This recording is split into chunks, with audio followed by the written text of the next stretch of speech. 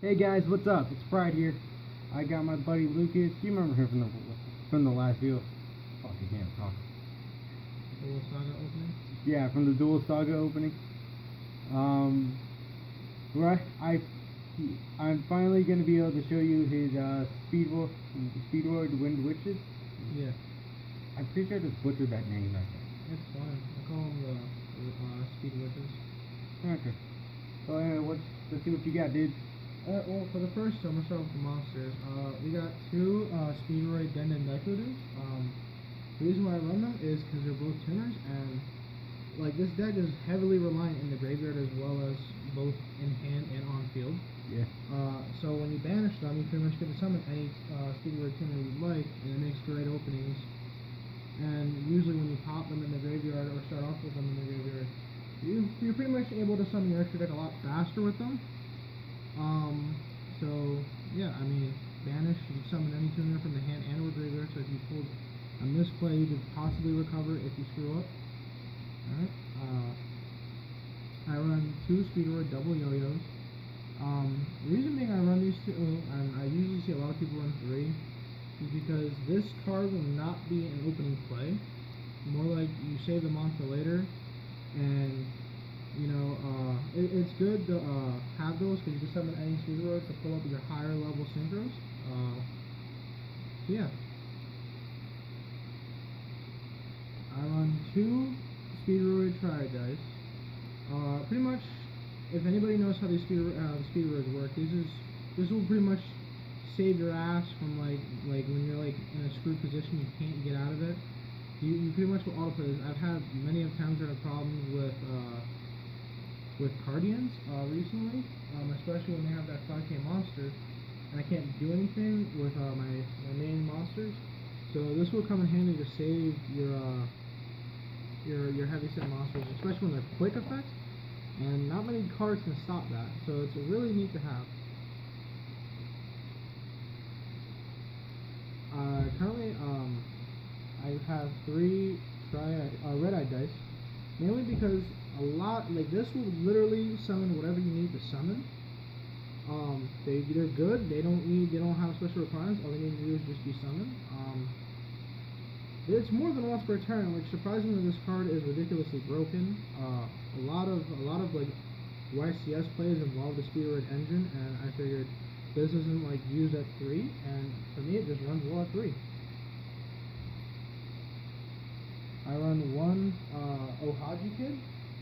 Generally, he's kind of like the same like as Double Yo-Yo, but the difference is that he only summons tuners, and it could be from the opponent's side or it could be from your side. So if let's say you're doing another tuner-based deck, you can use their tuners, and if they're higher level, it benefits you because then you can summon your higher level monsters. The only downfall is you have to synchro summon the minute you use this effect, so you got to be liable with what you use. I run a Speedroid Mento, and I only run this at once surprisingly because I haven't really needed to put two in, but he's just your battle fader. The difference is it ends the battle phase. Not only that, it puts your opponent's defense monsters in defense, so it helps out the hell. I've had many problems with Zodiac players recently, especially at a local card shop near my girlfriend's, and this has saved my ass so many times. It's unbelievable. I run three Speedroid Tachyton boards. This card was another card you usually open your plays. Hold on. Hold on, guys. Yo, it's open.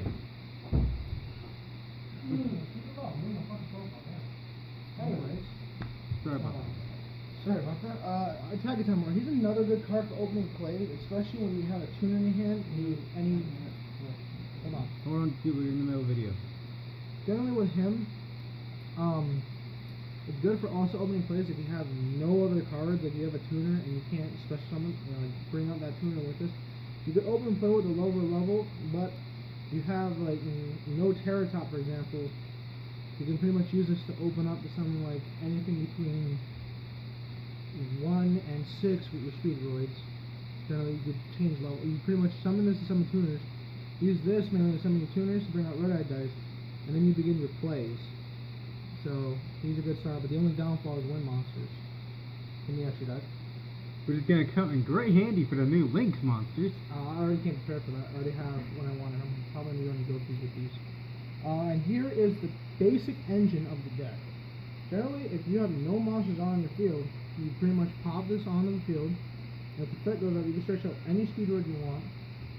Most opening players will bring an Attackathon board, but I've utilized it to the point where I don't no longer need to pull that out first turn. And it's generally an open way to bring out clear. The clears. I mainly pull out Stardust first, but you know, use what you got. Whatever you want to bring out, generally. On to the Wind Witches. I'm gonna start off with my personal favorite, Snowball, because this Snowball pretty much, as long as you have 2 wind monsters, you can special summon her, and anything you bring out synchro related that's wind that you only can use these on wind monsters, but. Speaking of which, fuck you for that. Well, I mean, you run fucking cards that destroy, so why not protect my fucking monsters with cards? Yeah, what's annoying is someone using on Crystal. Yeah, and I don't even use Crystal like that, so, anyways. It generally makes your cards indestructible. Only by card effects, though. By battle, fair game. Pretty much. Here's a personal favorite of mine, Glasswell. She's my highest level pinner, surprisingly.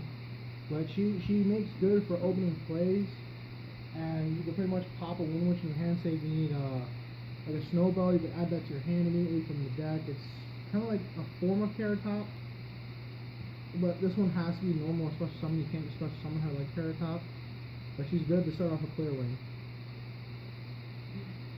And I'm like starting to get to know the YouTube stuff or something. two Wind Witch X-Bow. These are like Carrot Top, but these are more of a dickish card because they only summon wind monsters. That's the only downfall. They have to get above level 5. However, the opponent takes 500 points of damage. And instead of adding to your hand like Terra Top would, you summon from the deck a Wind Witch monster, which you would pull out Blast Ball and then Snowball to pull out your plays. It's a good opening. It's really, really, really good. Since these are no longer meta, it makes me have a big advantage over a lot of Invoke and Paleozoic players. I run 3 speed recoveries, mainly because this is literally the monster reborn. There's a lot of speedroid extra deck monsters, and let's say if you need one of those out to pull off a good play, you can pretty much use this, but the best part about it, not the same turn, but the following turn, or whatever, you banish and add whatever speedroid you want back to your extra deck, if you summon the high speedroid, or you know, you want to just add it to your hand, mix it up a little bit. So yeah.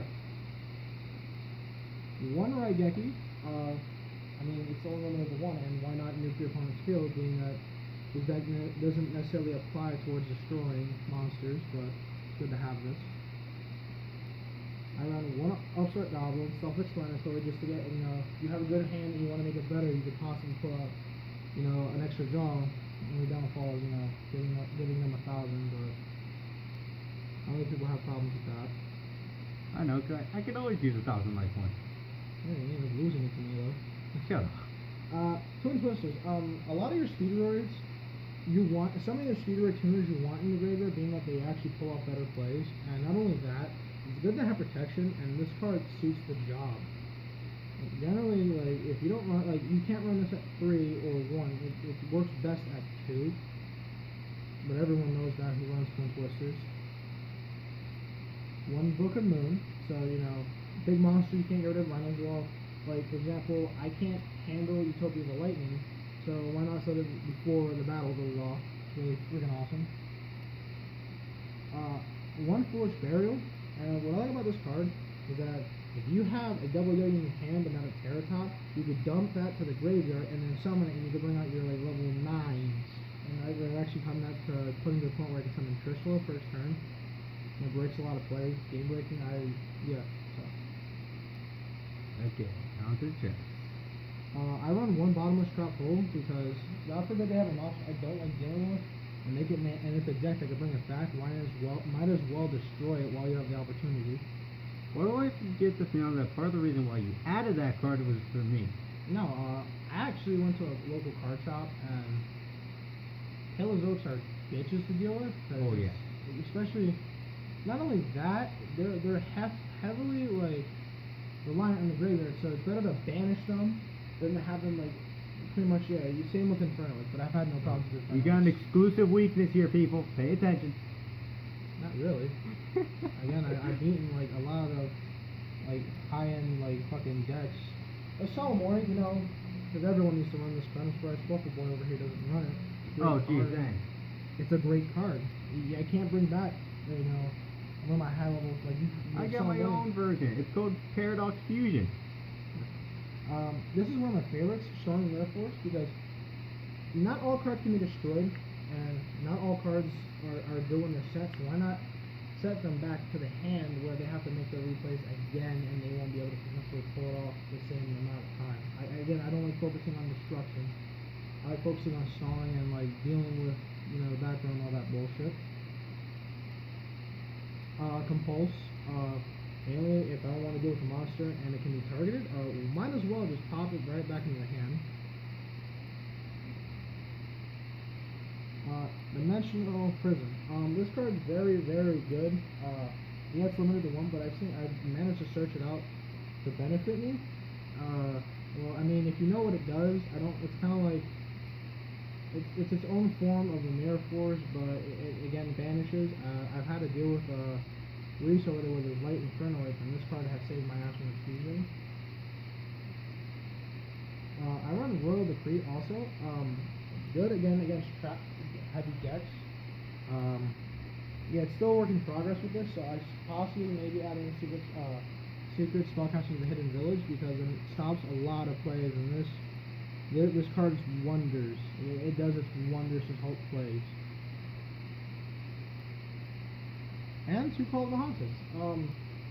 You'd be surprised that like not many people run it anymore from what I've seen, but I do, because I could replay my like synchros and recycle them for their beneficial effects. Like for example, Stardust is in the graveyard. I'm gonna obviously Call the Haunted back that says someone goes to destroy the back, I could tribute it and then bring it back without needing it.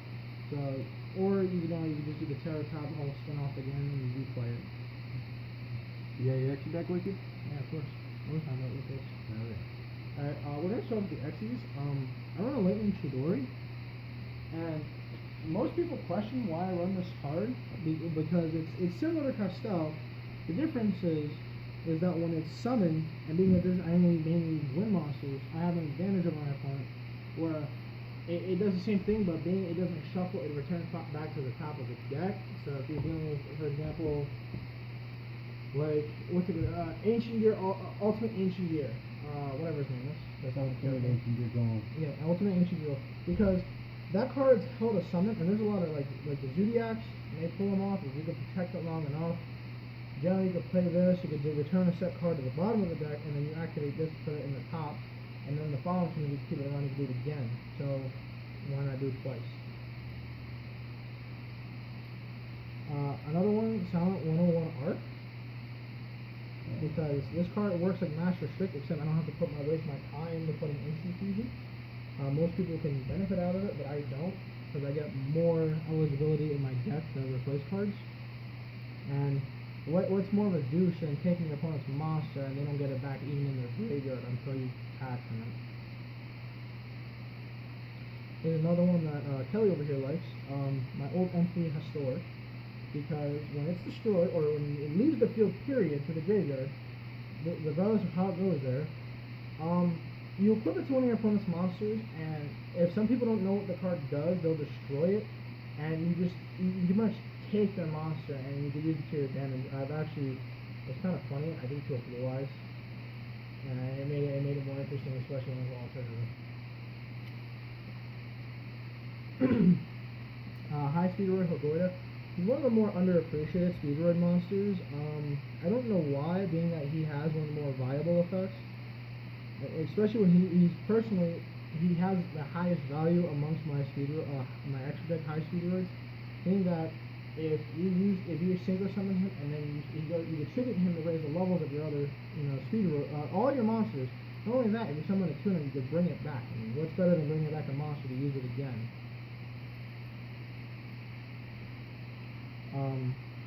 High Speed Rush Shambara, another popular, you go online, it's not cheap, but Generally, it's good for opening plays. Like if you know that you can crush your opponent by OTKing them, this would be the card to do it. Especially when the fact it could attack twice and it gains its attack.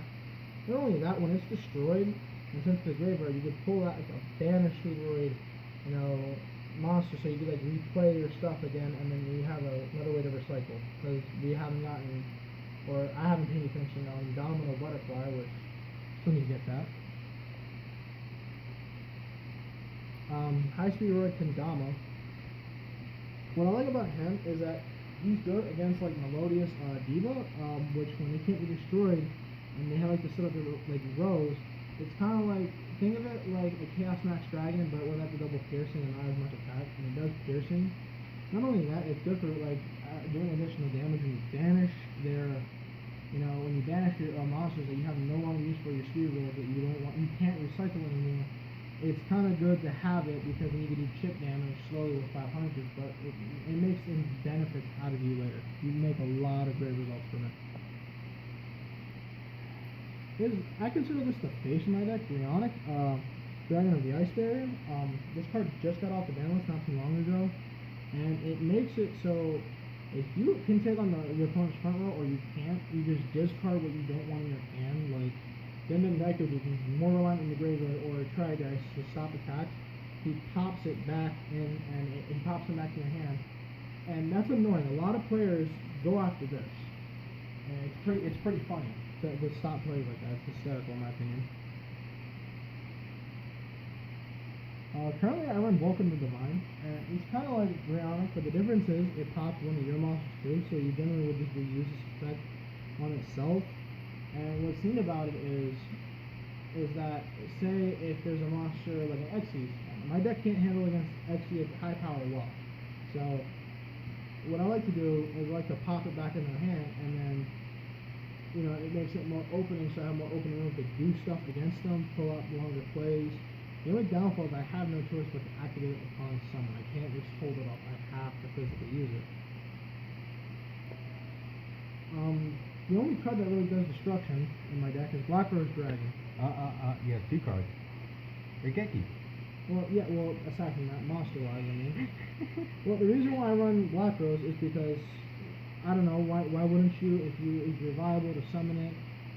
Everyone uses it for summoning effect anyway to nuke the field, or you just use it to pull out.